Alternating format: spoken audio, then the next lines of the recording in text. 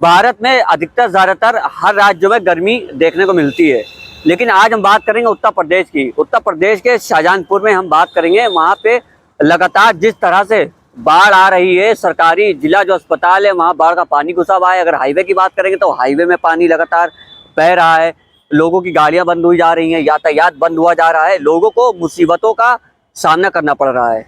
आगे बढ़ने से पहले हम आपको कुछ तथ्यों का सामना कराएंगे। आखिर ये पानी कहाँ से आ रहा है और चलते राह में रोडों पर ये पानी क्यों बढ़ रहा है। शाहजहांपुर में गर्रा नदी का जल स्तर बढ़ने के बाद बृहस्पतिवार को हालात विकराल हो गए हैं। बाढ़ का पानी बरेली मोड़ से बंतरा तक सड़क पर आने के बाद लखनऊ दिल्ली नेशनल हाईवे पर यातायात रुक गया है। पुलिस ने लखनऊ से आने वाले वाहनों का रूट डाइवर्ट कर दिया है।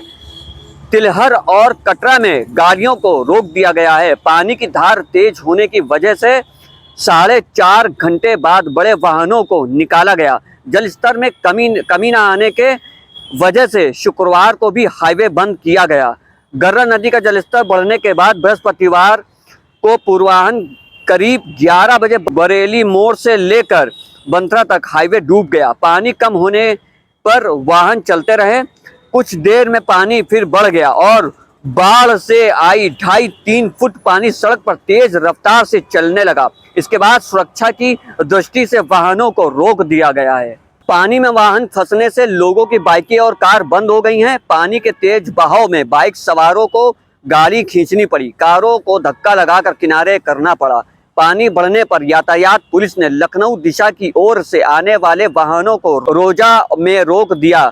छोटे वाहनों को हरदोई बाईपास से ही रामऊ दक्षिणी होते हुए गुजारा गया।